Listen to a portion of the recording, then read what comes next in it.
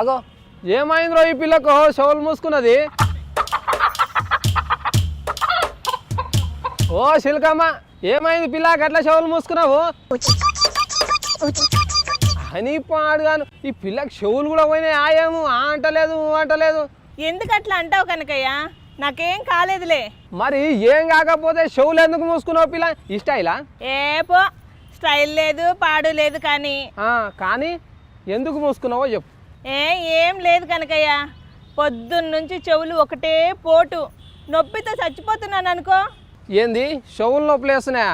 ఎందుకు తల్లి, ఏం కాని కార్యం చేసినావని? అరే ఈ చిలకమ్మ పొద్దున్నుంచి చెవు నొప్పితో ఒకటే బాధపడుతుంటే ఏంటా ఎక్సెక్కలు? ఇక ఫెయిల్ అవుతావో కానీ అడిగిన దానికి చెప్పు ముందుగాల. తెలుసుకోకపోతే ఈ ముసలోడికి కడుపు ఉబ్బిపోతుందో ఏమో. ఏంది? ఏం లేదు అంటున్నా, చెవులు చాటలు చేసుకొని విను మరి. ఇక వింటున్నా కానీ చెప్పు. ఏం లేదు కనకయ్య, ఇలా తెల్లవారిందో లేదో ఒక పక్క ఆంధ్ర అసెంబ్లీ, ఇంకొక పక్క తెలంగాణ అసెంబ్లీ, మధ్యలో ఏమో అంగన్వాడీ వాళ్ళ గొడవలు, చెవులు పోటెత్తిపోతాండాయి అనుకో. అరే అట్లనా? ఈ 2 అసెంబ్లీలలో అయితే నాకు ఎరుకైన ముచ్చట్నే, నడమకి అంగన్వాడీలలో లేని శిల్కమ్మ. అరే ఎప్పుడు అప్డేట్గా ఉంటావు, ఈ విషయం తెలీదా నీకు? అంగన్వాడీ కార్యకర్తలు అసెంబ్లీని ముట్టడించి నాకు పోయినారు కదా. అరే అవు కదా, ఎందుకు ఇట్లా చేసిరంటావు శిల్కమ్మ? పాపం వాళ్ళు కూడా నీలాగే జీతాలు పెంచమని అడుగుతా ఉండారులే. కానీ అట్లనా? మరి ఎంత కాడికి వచ్చింది ఇలా ముచ్చట? జీతాలు పెంచమని అడిగినందుకు పాపం సర్కార్ పోలీసులు అరెస్ట్ చేసినారు.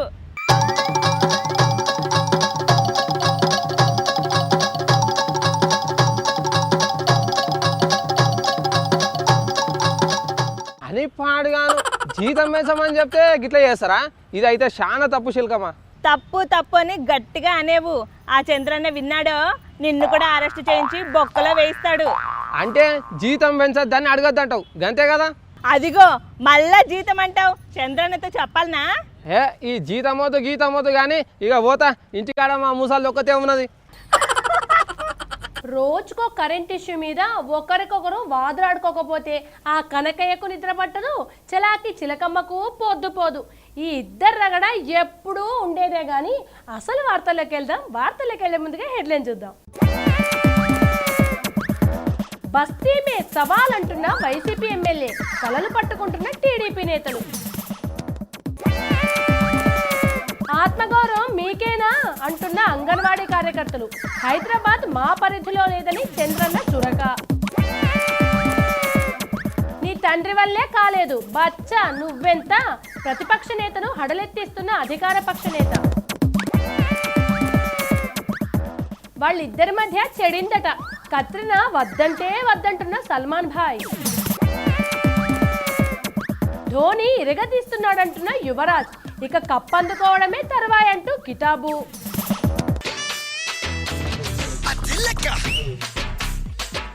బస్తీ మే సవాల్ కాచుకో, నా సవాల్ గాని స్వీకరిస్తే నేను మళ్ళీ ఇక్కడ అడుగు పెట్టను.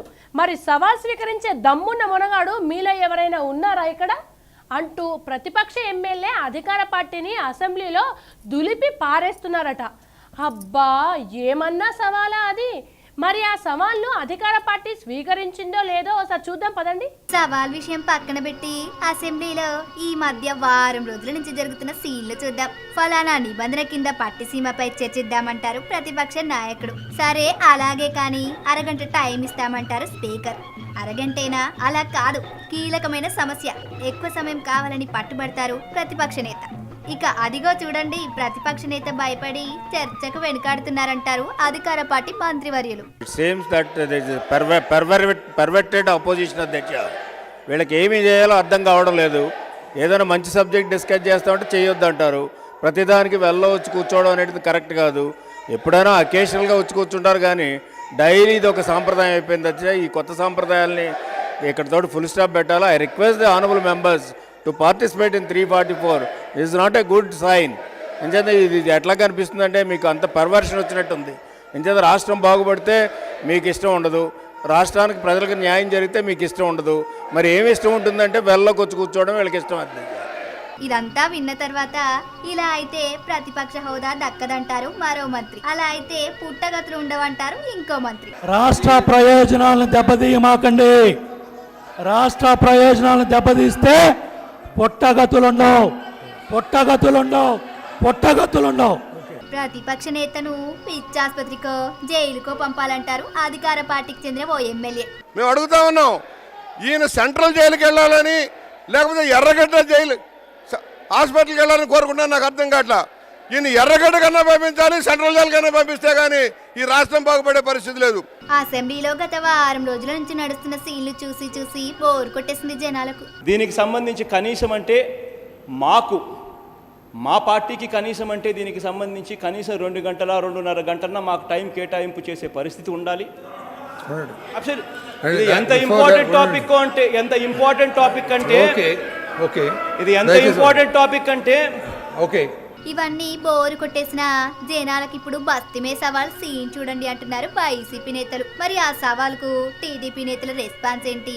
ముందైతే ఆయన గారు దేని మీద సవాల్ విసిరారో ఓసారి చూద్దాం పదండి. మేము పట్టిసీమ ప్రాజెక్టును 1 ఇయర్లో పూర్తి చేస్తాం. ఎప్పుడో 5 ఏళ్లకు పోలవరం ప్రాజెక్ట్ పూర్తయ్యే వరకు రాయలసీమ ప్రజలు గొంతు ఎండిపోవాల్సిందేనా అనే మాట వాళ్ళు చెప్తా ఉన్నారు సార్. ముఖ్యమంత్రి మాటల్లో కూడా సార్ నేను అడుగుతా ఉన్నా సార్, మీ ఎన్నికల మేనిఫెస్టోలో 3 సంవత్సరాల్లో పోలవరం ప్రాజెక్ట్ పూర్తి చేస్తామని చెప్పడం జరిగింది సార్.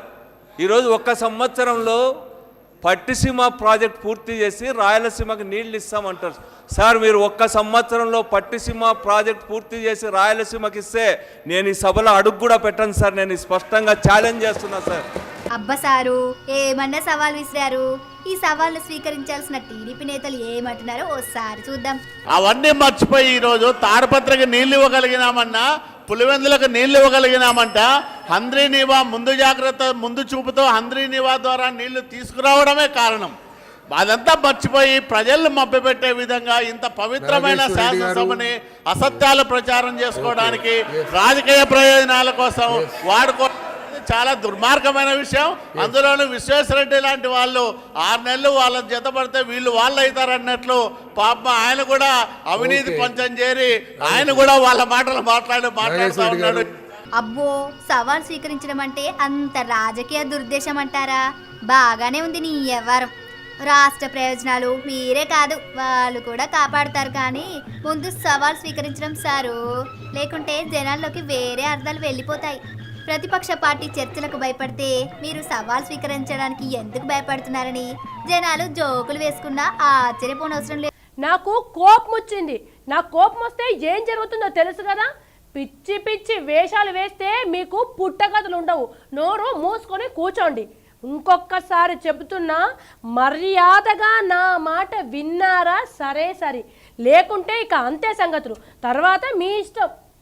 ఈ డైలాగులు నావి కావు, ఎవరో మీరే చూడండి. సార్కు కోపం వచ్చింది. ఆ కోపంలో ఏం మాట్లాడుతున్నారో ఆయనకే తెలియడం లేదు. పెద్ద పెద్ద డైలాగులు మాట్లాడుతున్నారు. వినండి ఆయన గారి డైలాగులు. ఇది సభ్యత కాదని తెచ్చావనకి, ఇది సభ్యత కాదు. సభ్యత ఉండవలైతే కూర్చోవాలి. వీళ్ళు ఇష్ట ప్రకారం మాట్లాడలేరు. ఇది మంచి పద్ధతి కాదు. నేను అప్పీల్ చేస్తున్నా, శక్తి లేనప్పుడు ఈ విధంగా మాట్లాడతారు. మీరు అనుకుంటున్నారు మీ ఇష్ట ప్రకారం జరుగుతుందని. కనీసం మీరు ప్రజల్లో కూడా పోలేరు. ఆ విషయం మీరు గుర్తుపెట్టుకోండి. పిచ్చి పిచ్చిగా చేస్తే సభ్యత లేని మనుషులు తెచ్చారు వీళ్ళు. సభ్యత లేదు మీకు. మా సభ్యులు ఇట్లే ఉంటాం. మీ కథ ఏంటి తెలుస్తాం.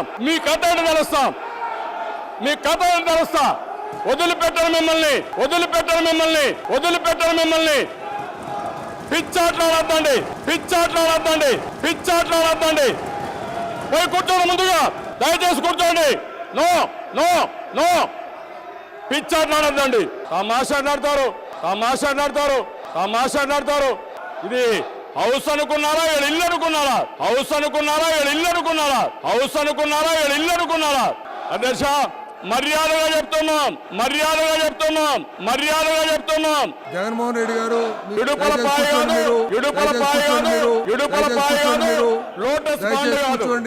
ఏంది చంద్రన్నేనా మాట్లాడేది? ఆయన అది అసెంబ్లీ అనుకుంటున్నారా లేక పిల్లలు కొట్టుకునే స్కూల్ అనుకుంటున్నారా? ఓ సీఎం స్థాయిలో ఉన్న వ్యక్తి మరి అంతలా దిగజారి ఎలా మాట్లాడుతున్నారని జనాలు ముక్కున వేలేసుకుంటున్నారు. అదేమన్నా నడి రోడ్డా రౌడీజమా చేయడానికి? అయినా జనాలు చూస్తున్నారన్న కనీస జ్ఞానం కూడా లేకుండా అలా ఎలా మాట్లాడుతున్నారంటూ ప్రతిపక్ష నేతలు కూడా మండిపడుతున్నారు. మరి చంద్రన్న మాటలు ముందు ముందు ఎలాంటి తీరాలకు చేరుతాయో చూడాలి. అప్పుడు మహారాష్ట్ర పోలీసుల చేతిలో మన టీడీపీ నేతలు తన్నులు తినొచ్చారు. గుర్తుందా మీకు? పోలీసులు కొడుతుంటే టీడీపీ నేతలంతా తెలుగోడి ఆత్మగౌరవానికి దెబ్బ తగిలిందంటూ సెంటిమెంట్ అస్త్రాన్ని బయటికి తీశారు. అప్పుడు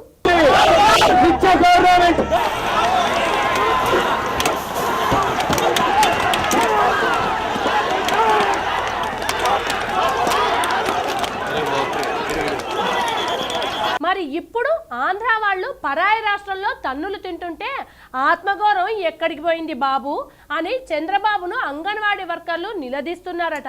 అదేదో చూద్దాం పదండి. ఆంధ్రప్రదేశ్ అంగన్వాడీ వర్కర్లు తెలంగాణలో తన్నులు తింటున్నారు. ఎందుకంటే ఉమ్మడి రాజధాని అయిన హైదరాబాద్ ఉన్నది తెలంగాణ రాష్ట్రంలో. అదిగాక ఏపీ అసెంబ్లీ సమావేశాలు హైదరాబాద్ లోనే కావడంతో వీరందరికీ తమ నిరసనను తెలపడానికి వేరే దారే లేదు. అందుకని ఇందిరా పార్క్ వేదికగా తమ బాధను ప్రభుత్వానికి చెప్తుంటే పోలీసులు మాత్రం కొట్టిన కొట్టు కొట్టకుండా కొడుతున్నారట ఈ అంగన్వాడీ వర్కర్లను. వారి బాధను చూసిన జనాలు అందుకేనేమో చంద్రబాబును ప్రపంచమంతా పొగుడుతుందని, నీ పాలన ఎవరికి సాటి రాదని జోకులు కూడా వేసుకుంటున్నారు. ఇప్పుడు 5 నెలల జీతాలకు కాను 2 నెలలు విడిచినారు. ఇంకా 3 నెలల జీతాలు ఇలేదు సార్. మాకు 3 నెలల జీతాలు ఇలేదు. మా ఇంట్లో మా ఆయన లేడు. మాకుంటేది పాప ఒకటే. ఆ పాపని 4,000 రూపాయల జీతంతో కష్టపడుతున్నాను సార్. సచ్చేది మేలు సార్ ఈ సావు. ఏదో వద్దు సార్, మాకు ఈ బాధలు వద్దు సార్. పోలీసులు సార్లను మాకు సహకరిస్తారంటే మా వాళ్ళందరినీ తీసుకుపోయి ఎక్కడెక్కడ పెడతారు. మేమేం బాధపడాలి మీరే చెప్పండి సార్. ఎవరు సార్ మాకు న్యాయం చేసేది? అంగన్వాడీల బాధను అర్థం చేసుకోవాల్సిన సర్కారు నిర్లక్ష్యంతోనే ఇంత దూరం వచ్చిందని ప్రతిపక్షాలు అసెంబ్లీలో దుమ్మెత్తిపోస్తున్నాయి. ఆ విషయం పక్కన పెడితే గతంలో బాబ్లీ ప్రాజెక్టుకి వ్యతిరేకంగా టీడీపీ నేతలు మహారాష్ట్రకి వెళ్లి తన్నులు తినొచ్చారు. అప్పుడు టీడీపీ నేతలు ఏమన్నారో అందరికి తెలిసిందే కదా. గారు మమ్మల్ని అరెస్ట్ ఎందుకు చేయమన్నారు? మేము ఆడవాళ్ళు ఆయన మేము ఏం చేస్తాం? అసలు మేము ఆయన ఓట్లేసి గెలిపించామండి. గెలిపించేందుకు మాకు ఇదా ప్రతిఫలం? ప్రతిఫలం ఇదా మాకు? ఆడవాళ్ళు అరెస్ట్ చేయమంటారా? ఆడవాళ్ళు ఏం చేస్తారు? ఆయన చెప్పండి ఒకసారి. చెప్పాలి. పాపం అప్పట్లో కేంద్రంలో కాంగ్రెస్ సర్కార్ ఉండడంతో తెలుగు జాతి ఆత్మగౌరవానికి దెబ్బ తగిలిందంటూ టీడీపీ చేసిన యాగి అంతా ఇంత కాదు. అప్పుడు నేతలు తన్నులు తిన్నారు కాబట్టి టీడీపీ తేలిగ్గానే ఆత్మగౌరవం అనే అంశాన్ని తెరపైకి తీసుకొచ్చింది. 4 సంవత్సరాల నుంచి ధర్నా చేస్తున్నాం, దెబ్బలు తిన్నాం. 2 సంవత్సరాల కింద మహారాష్ట్ర పోయి పోలీసులతో దెబ్బలు తిన్నాం. మహారాష్ట్రలో జైలుకి పోయాం. ఢిల్లీలో కూడా ధర్నా చేశాము. మీరు ఒక సోనియా గాంధీ బర్త్డేకి పోయి ఇదొక నటన పోయింది. సోనియా గాంధీ గారి బర్త్డే మరి పేరుకు ఆంధ్రప్రదేశ్ ప్రజలకు బాబ్లీ ప్రాజెక్ట్ మీద పోయినా మేము చెప్తున్నాం. రమ్మంటే మాతో రమ్మనండి, లేకపోతే వారినే టైం తీసుకోమనండి. వారి వెనక మేము వస్తాం. మేము కూడా రిక్వెస్ట్ చేస్తాం, మేము కూడా బతలాడతాం. ఏం కావాలో కాలు మొక్కుతాం. మాకు కావాల్సిన ప్రాజెక్టులు ఆపండి. మరి ఇప్పుడు తెలంగాణలో ఏపీ అంగన్వాడీ వర్కర్లు పోలీసుల చేతుల్లో దెబ్బలు తినడాన్ని తెలుగుదేశం పార్టీ ఎలా సమర్థించుకుంటుంది? పరిస్థితి ఇక్కడి దాకా రావడానికి తెలుగుదేశం ప్రభుత్వ పాలన కారణం కాదా అని కాంగ్రెస్ అంటే దానికి టీడీపీ నేతలు ఏం సమాధానం చెప్తారో మరి. ప్రతిదానికి మేము ఇక్కడ అరెస్ట్ అవ్వడానికైనా సిద్ధమే. మా పిల్లల్ని మా భర్తల్ని వదిలేసి వచ్చామంటే ఆ 4,200 చాలా కాబట్టి మేము ప్రభుత్వాన్ని అడుగుతున్నాం. అక్కడ కూర్చున్నామంటే ఎక్కడ కూర్చున్నామంటే మేము ధర్నా చేయడానికి వచ్చాం. ఏం చేసినా కానీ ప్రభుత్వాన్ని మేము నిలదీసే వరకు వదలం. ఆడవాళ్ళ వల్లే గాజులు తొడుక్కుని ఇంటికి వెళ్ళిపోవడం అన్నది మంచి పద్ధతి కాదు. ఆడవాళ్ళు మహిళా దినోత్సవాలు చేయండి, ఆడవాళ్ళు గౌరవించండి అంటున్నారు. ఇదే మీ గౌరవం? ప్రస్తుతం మహేంద్ర సింగ్ గాలి బాగా వీస్తుంది. అదేనండి మన ఇండియన్ క్రికెటర్ ధోని గాలన్నమాట. ఆడిందే ఆటరా, పాడిందే పాటరా అన్నట్టుగా ప్రపంచ కప్పు వరుస విజయాలతో మంచి ఊపు మీదున్న ధోని అదే ఊపుతో వరల్డ్ కప్ గెలుస్తాడంటున్నాడు యువి. అదేనండి మన యువరాజ్ సింగ్. కండల వీరుడు సల్మాన్ భాయ్ రూటే వేరు.